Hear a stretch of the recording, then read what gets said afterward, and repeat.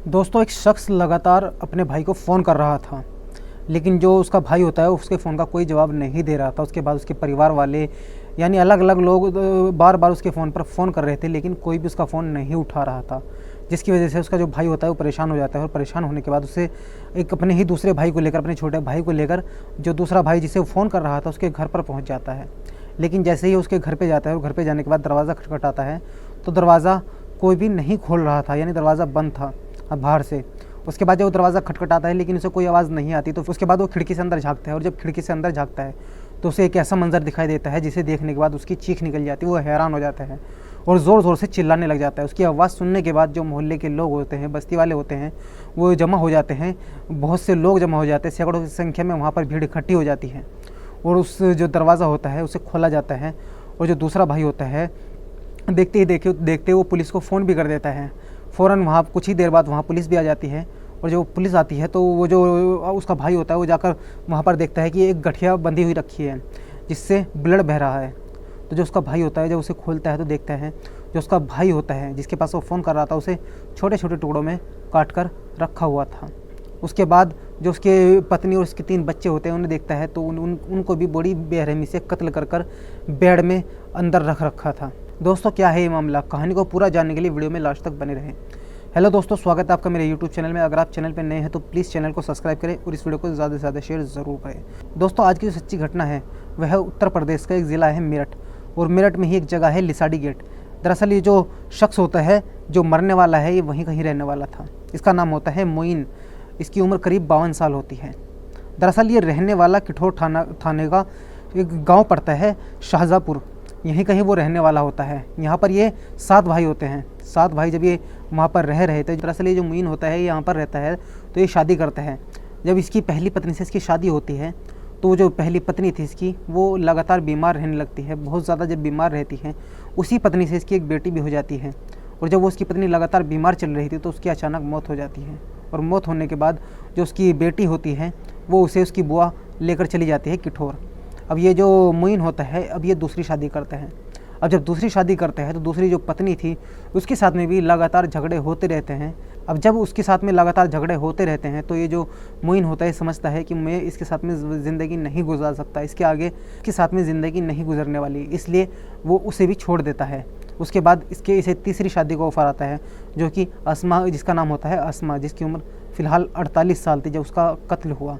अब जब इसका ऑफ़र उसे आता है तो ये जो मुइन होता है ये उसके लिए हाँ कर देता। अब जबकि ये जो अस्मा होती है इसका तलाक नहीं हुआ था, क्योंकि जो इसका पति है वो भी इससे झगड़ता रहता है, इसलिए अपने पति को छोड़ने के बाद ये मुइन से शादी कर लेती है। अब दोनों हंसी खुशी रहने लगते हैं, लेकिन मुइन जो होता है वो अपना गांव छोड़कर रुड़की में चला जाता है काम कारोबार के सिलसिले में। और रुड़की में ही एक गाँव है जिसे कहते हैं मुआना, यहीं पर ये रहने लगता है। जो राजमिस्त्री का एक काम करता था, मेहनत मजदूरी कर वहाँ पर ये अपना घर बनाता है, और घर बनाने के बाद गाड़ी लेता है और आराम से अपनी ज़िंदगी काट रहा था।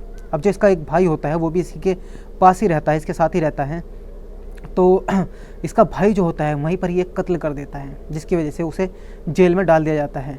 अब जब जेल में डाल दिया जाता है तो जो इसकी पत्नी होती है वो इसे उससे छुटाने की यानी कि उसे ज़मानत करवाने की गुहार लगवाती है।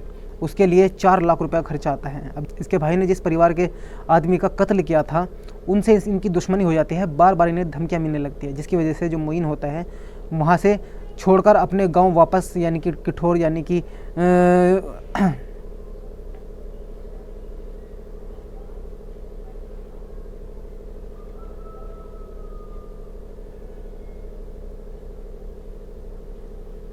अब जब उसे बार बार धमकियाँ आने लगती है तो जो मुइन होता है ये वहाँ से सब कुछ छोड़कर अब वापस आने का प्लान बना लेता है। अब जब इसे वापस भेजता अब जब ये उसे जो उसका घर होता है, गाड़ी होती है, जो भी इसका सामान था सब कुछ बेचता है तो इसके करीब 10 लाख रुपए इसके पास होते हैं। अब जब 10 लाख रुपए इसके पास होते हैं तो जो बड़े भाई होता है उसकी ज़मानत के लिए 4 लाख रुपए वो दे देता है। लेकिन जो उसका प्लॉट होता है कि वो जो मेरठ में होता है वहाँ पर वो उसका प्लॉट अपने नाम करा लेता है। अब जब वो प्लॉट उसके अपने नाम करा लेता है, उसे अपने भाई को छुड़ाने के बाद वो सीधा मेरठ आता है लिसाड़ी गेट, और वहाँ पर आकर जो उसने अपने भाई का प्लॉट अपने नाम कराया था उसमें घर बनाने लगता है। दिन रात मेहनत करता है और उसको जल्द से जल्द वो वहाँ पर घर बना लेता है और वहाँ पर आराम से रहने लग जाता है। अब एक दिन उसका जो भाई होता है वो उसे फ़ोन करता है, उससे बात करने की कोशिश करता है, लेकिन जो मुइन होता है वो फ़ोन नहीं उठा रहा था। उसके बाद वो फ़ौरन उसके घर पर आता है अपने दूसरे छोटे भाई को लेकर, लेकिन जैसे ही दरवाज़ा खोलता है, देखता है खिड़की से झांक कर, तो पता लगता है जो उसका भाई है उसकी तो हत्या कर दी गई है।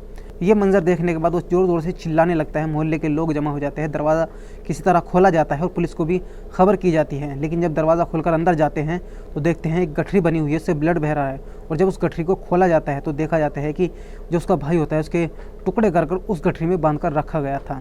उसके बाद उसकी पत्नी को देखते हैं, जब उसकी पत्नी को तलाश करने की कोशिश करते हैं, उन जो उसके 3 बच्चे थे उन्हें तलाश करने की कोशिश करते हैं, जगह जगह घर के अंदर उन्हें तलाश कर रहे थे।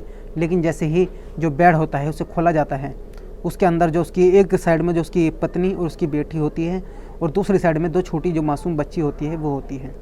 अब जब इन सबको देखा जाता है तो बड़ा ही जो लोग देखते हैं, वहाँ के मोहल्ले वाले होते हैं, सोचने पर मजबूर हो जाते हैं आखिर इन छोटे बच्चों ने किसी का क्या बिगाड़ा था। उसके बाद पुलिस आ जाती है और जब इस मामले की छानबीन करती है तो पता चलता है कि जो मोइन खान होता है उसके सर पर किसी भारी चीज़ से वार किया गया था। फिर उसके बाद उसकी पत्नी के सर पर भी किसी भारी चीज़ से वार किया गया, और जो छोटी मासूम एक 8 साल की बच्ची होती है उसके सिर पर भी किसी भारी चीज़ से वार करने के बाद उसका गला दबाया गया। और जो दो बच्ची होती है, जो छोटी बच्ची होती है जिसकी उम्र एक 2 साल होती है, और एक जो छोटी बच्ची होती है जिसका नाम होता है अबीबा, उसकी उम्र 1 साल होती है। एक अजीजा होती है 2 साल की, और एक अक्सा होती है 8 साल की। अब इन तीनों को जब निकाला जाता है वहाँ से और इनकी जांच होती है तो पता लगता है इनका कत्ल करने के बाद किसी ऐसी चीज़ से जिससे लोहा काटा जाता है उससे इनके गर्दन पर वार किया गया था, इनकी गर्दन को काटा गया था, और इसकी जो मोइन खान होता है उसके छोटे छोटे टुकड़े किए गए थे।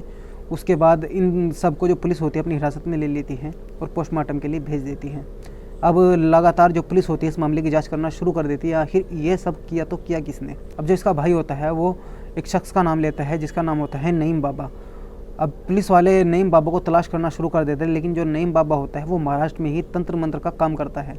लेकिन जो जिस दिन वो कत्ल हुआ था उससे कुछ दिन पहले ही वो वहाँ पर आया था, और वहाँ उस अंदाज़ा ये लगाया जा रहा है कि जो नईम बाबा है ये मोइन खान के घर पर गया था, और मोइनुद्दीन के घर पर जाने के बाद इसने उसे कुछ नशीली चीज़ दी, और नशीली चीज़ देने के बाद इनका कत्ल कर दिया। लेकिन जब पुलिस ने खुलासा किया मामले का तो पता चलता है जिस भाई को इसने जेल से छुटाया था मर्डर के मामले में, और जिसका प्लॉट इसने अपने नाम कराया था, उसकी पत्नी जो होती है इस बात से नाखुश थी कि उसने उसका प्लॉट अपने नाम करा लिया।